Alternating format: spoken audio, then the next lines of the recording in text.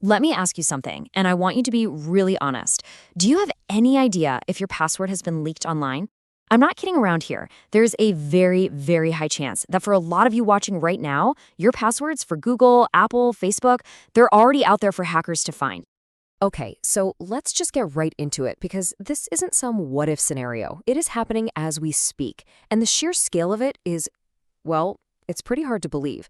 In fact, a recent investigation just uncovered this massive treasure trove of stolen data, and they're calling it one of the biggest breaches in history. And that's the number 16. Billion, with a B. That's how many login credentials were found just floating around on the internet. Now, to put that into perspective for you, that is more than double the number of people on planet Earth. It's like every single person has had at least two of their accounts compromised. Now, okay, some experts say this number might have a bunch of duplicates, but look, even if just a tiny fraction of that is new, the danger to you is incredibly real. So, what's the big deal if your password gets out? Well, it's way more than just someone posting silly things on your social media. Hackers can literally steal your identity, they can use your private information to blackmail you or your family, they can try to get into your bank accounts, or they can just bundle up all your personal data and sell it on the dark web. This is exactly why protecting your passwords is so critical. And think about your parents or older relatives who might not be as aware of these risks. This is for them too. So, how do these hackers actually pull it off? You might be picturing some super genius in a dark room typing away furiously. But honestly, most of the time, they use a few common tricks that are a lot simpler than you'd think. Let's break down their four main strategies. The first one, and you've definitely seen this before, is phishing. This is all about playing mind games. You get that official-looking email, right? Maybe it's from Instagram or Facebook, offering you that little blue check mark, the blue tick verification. And that's such a powerful lure, because who doesn't want that? All you have to do, it says, is click this link and confirm your details. And this is how they get you. The link takes you to a website that looks exactly like the real deal, but it's a complete fake. Now, look really, really closely at the phishing URL on the right. See where it says online? Instead of a lowercase l, they've used a capital I. It's such a tiny change, your brain just skips right over it, and that's what they're banking on. You type in your username and password, and boom, you've just handed over the keys to your account. Next up, we've got something called credential stuffing. So let's say your password for some old forgotten account gets leaked in a data breach. You might think, who cares? I never use that site anyway. Well, the hackers care. They know that a ton of people use the exact same password for everything. So they take that leaked email and password and they just start stuffing it into the login pages for Google, Facebook, your bank, you name it, just hoping one of them works. And you know what? A lot of the time, it does. The third technique is password spraying. Now, this is kind of the opposite of the last one. Instead of trying a bunch of passwords on one account, they take one super common password and try it on thousands of different accounts all at once. It's like having one key and just trying it on every single door in an entire neighborhood. Eventually, a lock is going to turn. For instance, a hacker might get a list of 500 government employee emails and just try to password India123 on all of them. It's a pure numbers game, and it works. And finally, we have the brute force attack. You know those little 3-digit locks on a suitcase? You know that if you just have a little patience, you can sit there and go through every combination, 000, 001, 002, all the way to 999, and you will open it. That's brute force. Hackers do the exact same thing with your password, but instead of using their hands, they use powerful software that can guess millions, sometimes even billions of combinations every single second. And that idea, guessing billions of combinations a second, really gets to the heart of the matter.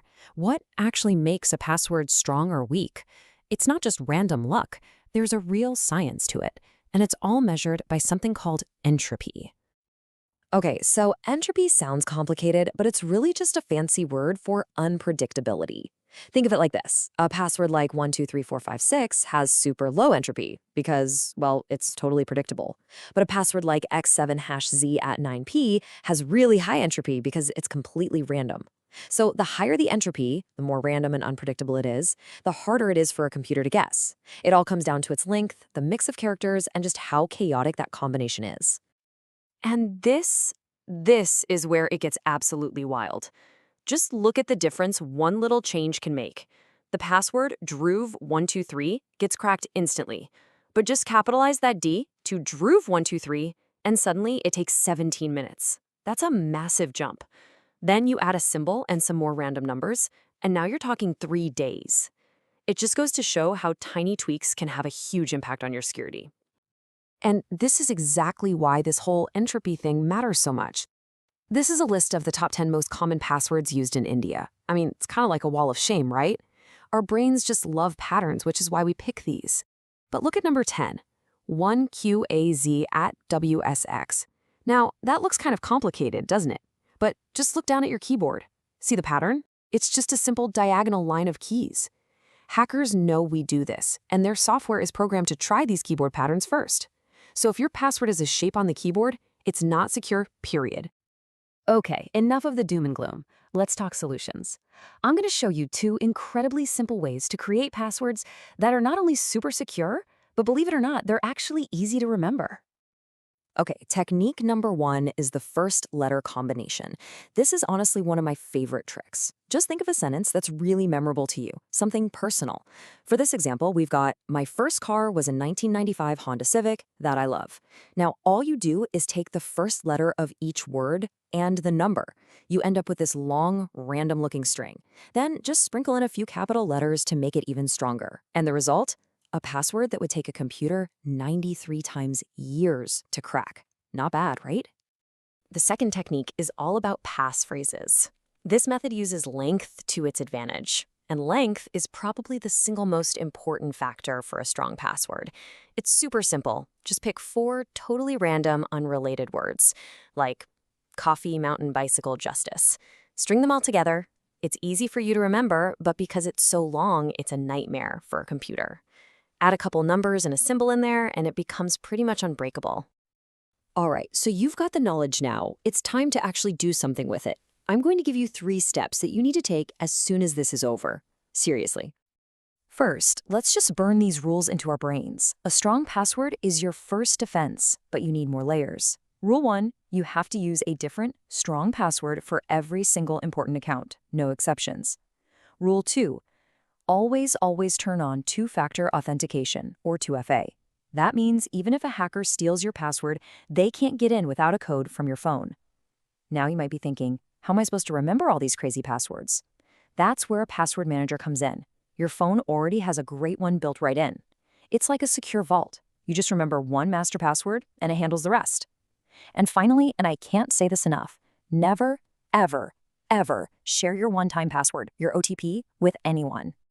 But this brings us all the way back to that very first question I asked. How do you actually find out if your information is already out there right now in some hacker's database? Well, there's a fantastic, completely safe website for this. It's called Have I Been Pwned? Now, pwned, P-W-N-E-D, is some old-school gamer slang for being owned or dominated.